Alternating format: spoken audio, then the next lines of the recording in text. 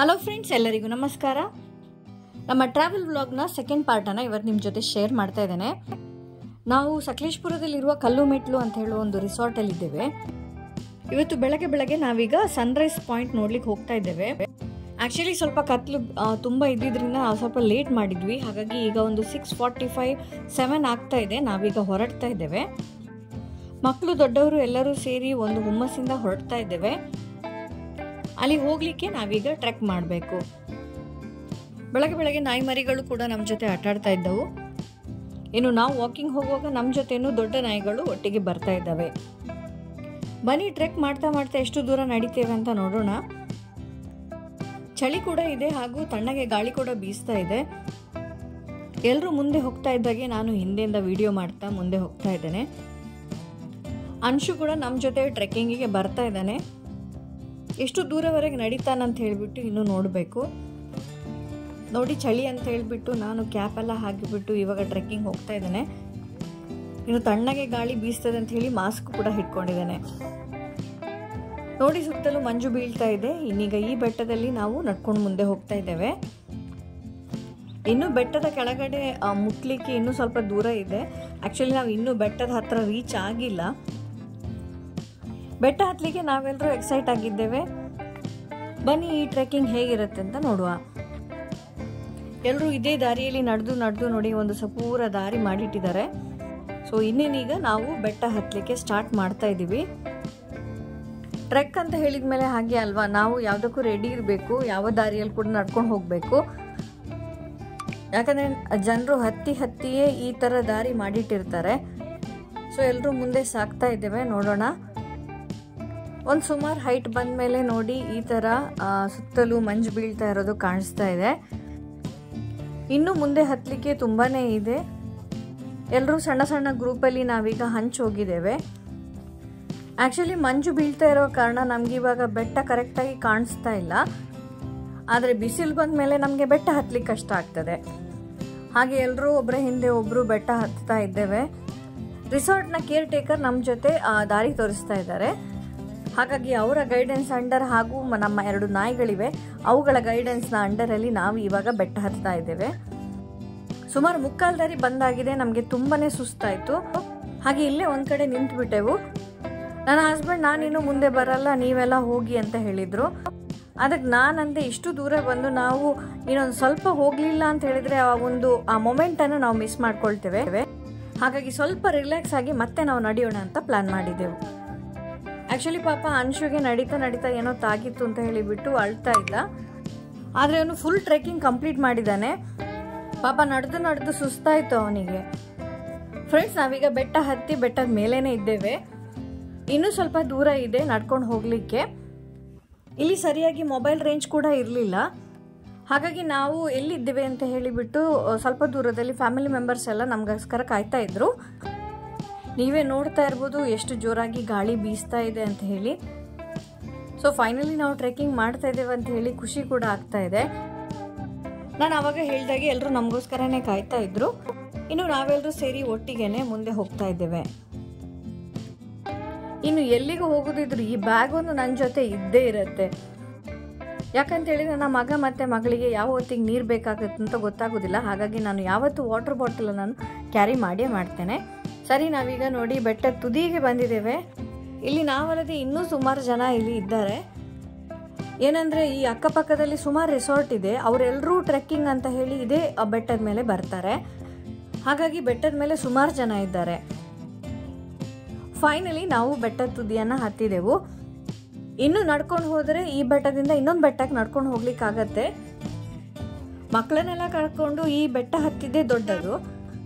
ಇನ್ನೊಂದು ಬೆಟ್ಟಕ್ಕೆ ಹೋಗೋದಂತ ಹೇಳಿದರೆ ಗ್ಯಾರಂಟಿ ಅವರನ್ನು ಎತ್ಕೊಂಡೇ ಹೋಗಬೇಕಾಗ್ತದೆ. ಹಾಗಾಗಿ ನಾವು ಇಲ್ಲೇ ಕೆಲವೊಂದು ಸೆಲ್ಫೀಸ್ ತಗೊಂಡ್ವಿ ಹಾಗೂ ಫ್ಯಾಮಿಲಿ ಪಿಕ್ಕನ್ನು ಕೂಡ ತಗೊಂಡ್ವಿ. ನೋಡಿ, ನಮ್ಮ ಜೊತೆ ಬಂದ ಬ್ಲ್ಯಾಕಿ ನಾಯಿ ಇದೆಯಲ್ಲ ನೋಡಲ್ಲಿದೆ. ಅದರ ಜೊತೆನೆ ಇವನ್ ಲೋಬೋ ಕೂಡ ಬಂದಿದ್ದಾನೆ. ಸೊ ಬೇರೆ ಟೂರಿಸ್ಟ್ ಕೂಡ ಈ ಲೋಬೋ ಜೊತೆ ಫೋಟೋ ತೆಗಿತಾ ಇದ್ರು. ಇಲ್ಲಿ ನೋಡಿ, ಬ್ಲ್ಯಾಕಿ ಕೂಡ ರಿಲ್ಯಾಕ್ಸ್ ಮಾಡ್ತಾ ಇದ್ದಾಳೆ. ಸ್ವಲ್ಪ ಹೊತ್ತು ಇಲ್ಲೇ ಕೂತ್ಕೊಂಡು ಈ ಒಂದು ಎನ್ವೈರ್ಮೆಂಟನ್ನು ನಾವು ಎಂಜಾಯ್ ಮಾಡಿದೆವು. ಹಾಗೆ ಇನ್ನೂ ಒಂದು ಸ್ವಲ್ಪ ಹೊತ್ತು ಇಲ್ಲೇ ಇರೋಣ ಅಂತ ಹೇಳಿ ಅನಿಸ್ತಾ ಇತ್ತು. ಆದರೆ ಇನ್ನು ಬಿಸಿಲು ಬಂದ ಮೇಲೆ ನಮಗೆ ಪುನಃ ಹಿಂದೆ ಹೋಗಲಿಕ್ಕೆ ತುಂಬ ಕಷ್ಟ ಆಗ್ತದೆ. ಹಾಗಾಗಿ ನಾವೀಗ ರಿಟರ್ನ್ ಹೊರಡ್ತಾ ಇದ್ದೇವೆ. ಅಂಶುಗೆ ಪಾಪ ಸುಸ್ತಾಗಿದೆ ಅಂತ ಹೇಳಿ ಅಪ್ಪನ ಬೆನ್ನ ಮೇಲೆ ಕುತ್ಕೊಂಡು ಹೋಗ್ತಾ ಇದ್ದಾನೆ. ಆ್ಯಕ್ಚುಲಿ ಸ್ವಲ್ಪ ಹೊತ್ತು ನಂತರ ಅವ್ನು ನನ್ನ ಬೆನ್ನ ಮೇಲೆ ಕೂಡ ಇದ್ದ. ಮುಂದೆ ಅವನನ್ನು ಎತ್ಕೊಂಡು ನಡೆಯೋದು ಸ್ವಲ್ಪ ಕಷ್ಟವೇ ಅನಿಸ್ತದೆ, ಯಾಕಂದರೆ ದಾರಿ ಕೂಡ ಸ್ಲೋಪ್ ಅಲ್ವಾ, ನಾವು ಜಾರಿದ್ರೆ ಸ್ವಲ್ಪ ಪ್ರಾಬ್ಲಮ್ ಆಗುತ್ತೆ. ನೋಡೋಣ. ಹಾಗೆ ನಾವೆಲ್ಲರೂ ಇವಾಗ ರಿಟರ್ನ್ ಹೊರಡ್ತಾ ಇದ್ದೇವೆ. ನೋಡಿ, ನಾವು ರಿಟರ್ನ್ ಹೋಗ್ತಾ ಹೋಗ್ತಾ ತುಂಬ ಜನ ಪುನಃ ಬೆಟ್ಟದ ಮೇಲೆ ಹತ್ಕೊಂಡು ಬರ್ತಾ ಇದ್ದಾರೆ. ನಾನು ತುಂಬ ಸಮಯ ನಂತರ ಟ್ರೆಕ್ಕಿಂಗಿಗೆ ಬಂದಿದ್ದೇನೆ. ನಾವು ಮುಂಚೆ ಯಾವಾಗೊಮ್ಮೆ ಕಾಲೇಜ್ ಡೇಸಲ್ಲಿ ಟ್ರೆಕ್ಕಿಂಗ್ ಹೋಗಿದ್ವಿ, ಅದರ ನಂತರ ಯಾವತ್ತೂ ಅಪರ್ಚುನಿಟಿ ಕೂಡ ಸಿಗಲಿಲ್ಲ, ನಾವು ಯಾವತ್ತೂ ಟ್ರೆಕ್ಕಿಂಗ್ ಕೂಡ ಹೋಗಲಿಲ್ಲ. ಅಂತೂ ಇದೊಂದು ತುಂಬ ಒಳ್ಳೆ ಎಕ್ಸ್ಪೀರಿಯನ್ಸ್ ಅಂತ ಹೇಳ್ಬೋದು. ಹತ್ಕೊಂಡೇನೋ ಬಂದ್ವಿ, ಇನ್ನೀಗ ಇಳಿಯೋದಿದೆ. ನೋಡಿ, ಲೋಬೋ ಕೂಡ ಎಷ್ಟು ಆರಾಮಾಗಿ ನಮ್ಮ ಜೊತೆ ಬರ್ತಾ ಇದ್ದಾನೆ. ತುಂಬ ಫ್ರೆಂಡ್ಲಿ ನಾಯಿ ಇದು, ನಮ್ಮ ಹಿಂದೆನೇ ಬರ್ತಾ ಇದೆ. ಬ್ಲ್ಯಾಕಿ ಕೂಡ ತುಂಬ ಫ್ರೆಂಡ್ಲಿ ಇದ್ದಾಳೆ.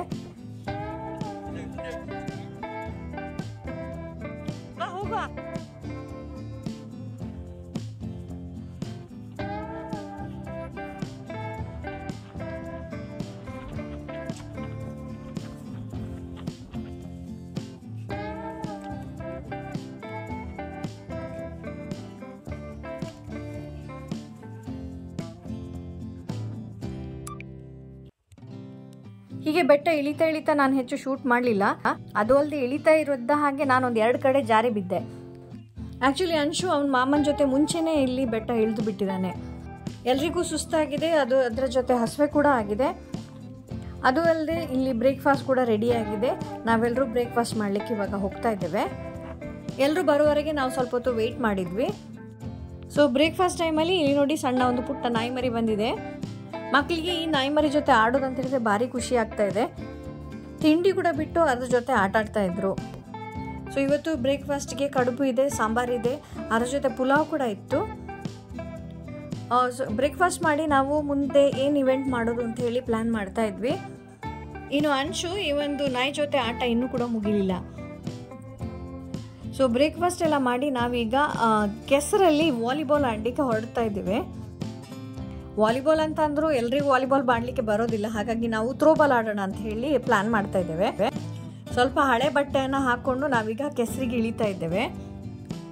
ನಾನು ಆಡ್ಲಿಕ್ಕೆ ಹೋದ್ಮೇಲೆ ನನಗೆ ಮತ್ತೆ ಶೂಟ್ ಮಾಡ್ಲಿಕ್ಕೆ ಆಗಲ್ಲ ಅಂತ ಹೇಳಿ ಫಸ್ಟ್ ಇವರೆಲ್ಲ ಆಡ್ತಾ ಇದ್ದಾರಲ್ಲ, ಹಾಗೆ ಸ್ವಲ್ಪ ಶೂಟ್ ಮಾಡೋಣ ಅಂತ ಹೇಳಿ ಇಲ್ಲಿ ಬಂದೆ. ಹಾಗೆ ಆದಿ ಕೂಡ ಇದರಲ್ಲಿ ಕೆಸರಲ್ಲಿ ಆಡಬೇಕು ಅಂತ ಹೇಳಿ ಇಷ್ಟಪಟ್ಟ ಕಾರಣ ಆದಿ ಕೂಡ ಇಲ್ಲಿ ಇವಾಗ ಇಳಿತಾ ಇದ್ದಾಳೆ.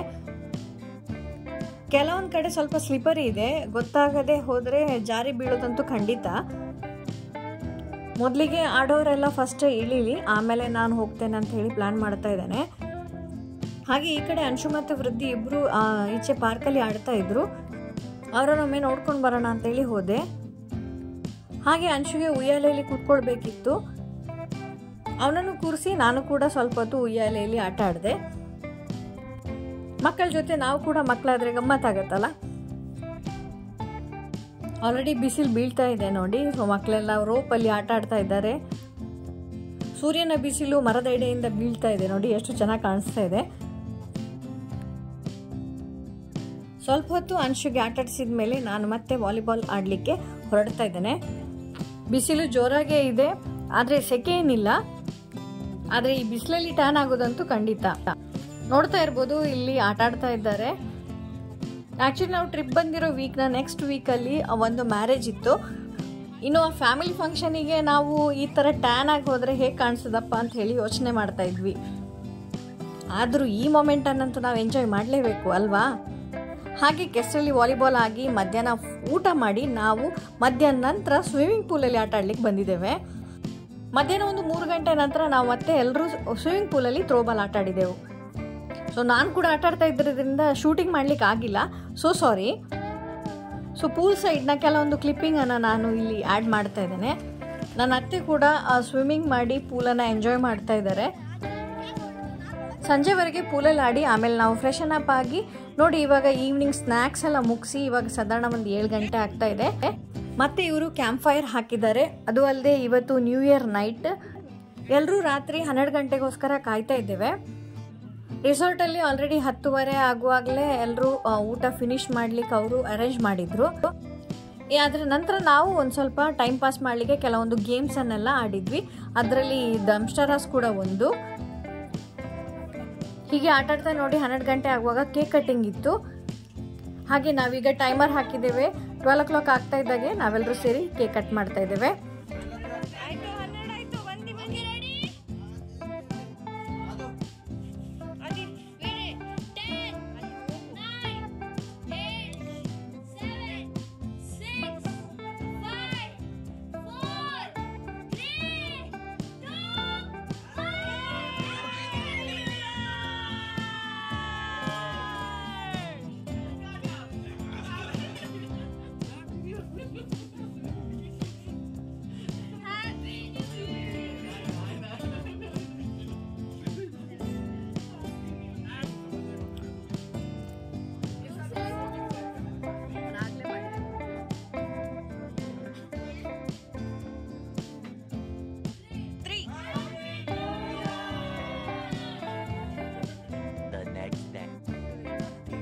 ನೋಡಿ ನಮ್ಮ ರೂಮ್ನ ಅವಸ್ಥೆ ಹೀಗಿದೆ. ಎಲ್ಲರೂ ಪ್ಯಾಕಿಂಗ್ ಮಾಡ್ತಾ ಇದ್ದೇವೆ. ಅದಕ್ಕಿಂತ ಮುಂಚೆ ನಾವೆಲ್ಲರೂ ಬ್ರೇಕ್ಫಾಸ್ಟ್ ಮಾಡ್ತಾ ಇದ್ದೀವಿ. ನಂತರ ಪ್ಯಾಕಿಂಗ್ ಮಾಡಿ ಹೊರಡ್ತಾ ಇದ್ದೇವೆ. ಇನ್ನು ಬ್ರೇಕ್ಫಾಸ್ಟ್ಗೆ ಇಡ್ಲಿ, ಸಾಂಬಾರ್, ಚಟ್ನಿ, ಅದರ ಜೊತೆ ಪುಲಾವ್ ಕೂಡ ಇತ್ತು. ಆಮೇಲೆ ಕ್ಯಾರೆಟ್ ಇದೊಂದು ಪುಡ್ಡಿಂಗ್ ಇತ್ತು. ಎಲ್ಲವನ್ನ ಎಂಜಾಯ್ ಮಾಡಿ ನಾವೀಗ ಹೊರಡ್ತಾ ಇದ್ದೇವೆ. ನೋಡಿ ನಮ್ಮ ರೂಮನ್ನು ಕ್ಲೀನಾಗಿ ನೀಟಾಗಿಟ್ಟು ನಾವೆಲ್ಲ ಲಗೇಜನ್ನು ತಗೊಂಡು ಹೋಗ್ತಾ ಇದ್ದೇವೆ. 2 ದಿವಸ ಹೇಗೆ ಹೋಯ್ತು ಅಂತಲೇ ಗೊತ್ತಾಗ್ಲಿಲ್ಲ. ಸೊ ಎಲ್ಲರೂ ಸೇರಿ ಒಟ್ಟಿಗೆ ಗಮ್ಮತ್ ಮಾಡಿದ್ವಿ. ಹೋಗುವಾಗ ಸ್ವಲ್ಪ ಬೇಜಾರು ಅನಿಸ್ತದೆ, ಅಯ್ಯೋ ಮತ್ತೆ ನಾವು ಅದೇ ರೂಟೀನ್ಗೆ ಹೋಗ್ತಾ ಇದ್ದೀವಲ್ಲ ಅಂತ ಹೇಳಿ. ಬಟ್ ಪ್ರತಿಯೊಂದು ಅನಿವಾರ್ಯ ಅಲ್ವಾ. ಹೋಗ್ತಾ ಹೋಗ್ತಾ ಏನಾದರೂ ಐಟಮ್ ನಾವು ಬಿಟ್ಟು ಹೋಗಿದ್ದೀವ ಅಂತ ಹೇಳಿ ಕ್ರಾಸ್ ಚೆಕ್ ಮಾಡ್ತಾ ಇದ್ದೇನೆ. ಇನ್ನು ಎಲ್ಲವನ್ನ ಇಟ್ಕೊಂಡು ಆಲ್ರೆಡಿ ಹಸ್ಬೆಂಡ್ ಎಲ್ಲ ಬ್ಯಾಗಲ್ಲಿ ಲೋಡ್ ಮಾಡಾಗಿದೆ. ಉಳಿದಿರೋ ಸಣ್ಣ ಪುಟ್ಟ ಐಟಮನ್ನು ನಾವು ಇಟ್ಕೊಂಡು ಇವಾಗ ಹೊರಡ್ತಾ ಇದ್ದೇವೆ. ಸೊ ನಮ್ಮ ಈ ಕಾಟೇಜಿಗೆ ನಾವು ಬಾಯ್ ಹೇಳ್ತಾ ಮುಂದೆ ಹೊರಡಿದೆವು. ಆದರೆ ಹೋಗ್ತಾ ಹೋಗ್ತಾ ಏನು ಖುಷಿ ಗೊತ್ತಾ, ಎಲ್ಲರೂ ಒಟ್ಟಿಗೆ ನಾವು ಮತ್ತೆ ನಮ್ಮ ಮನೆ ಕಡೆಗೆ ಹೋಗ್ತಾ ಇದ್ದೇವೆ. ಯಾಕಂದರೆ ನಾನು ಆವಾಗಲೇ ಹೇಳಿದಾಗೆ ಒಂದು ಫ್ಯಾಮಿಲಿ ಫಂಕ್ಷನ್ ಇದೆ, ಒಂದು ಮದುವೆ ಇದೆ. ಅದಕ್ಕಾಗಿ ಎಲ್ಲರೂ ಒಟ್ಟಿಗೆ ಹೋಗ್ತಾ ಇದ್ದೇವೆ. ಇನ್ನು ಮನೆಗೆ ಹೋದ್ಮೇಲೆ ಅದರ ತಯಾರಿ ಕೂಡ ನಂಗೆ ಮಾಡಲಿಕ್ಕಿದೆ. ಅದರ ವಿಡಿಯೋಸ್ ನಾನೇನು ಹೆಚ್ಚು ಶೂಟ್ ಮಾಡಿಲ್ಲ. ಸರಿ, ಇವಾಗ ನಾವು ಇಲ್ಲಿಂದ ಹೊರಡ್ತಾ ಇದ್ದೇವೆ. ಚೆಕ್ಔಟ್ ಎಲ್ಲ ಆಯಿತು. ನಾವಂತೂ ಹೊರಟಿವು. ಆದರೆ ಇಲ್ಲಿ ತುಂಬ ಜನ ಗೆಸ್ಟ್ಗಳಿದ್ದಾರೆ. ಗಾಡಿಗಳನ್ನು ನೀವು ನೋಡ್ಬೋದು. ಎಲ್ಲರೂ ಒಳ್ಳೆಯ ಒಂದು ಟೈಮನ್ನು ಸ್ಪೆಂಡ್ ಮಾಡಿದ್ವಿ. ನಮ್ಮ ಇನ್ನೊಂದು ಗಾಡಿ ಕೂಡ ರೆಡಿ ಆಗಿದೆ. ಬೇಗ ಹೊರಡಬೇಕು ಅಂತ ಯೋಚನೆ ಮಾಡಿ ಕೂಡ ನಾವೊಂದು 11:30 ಆಯಿತು ಇಲ್ಲಿಂದ ಹೊರಡುವಾಗ.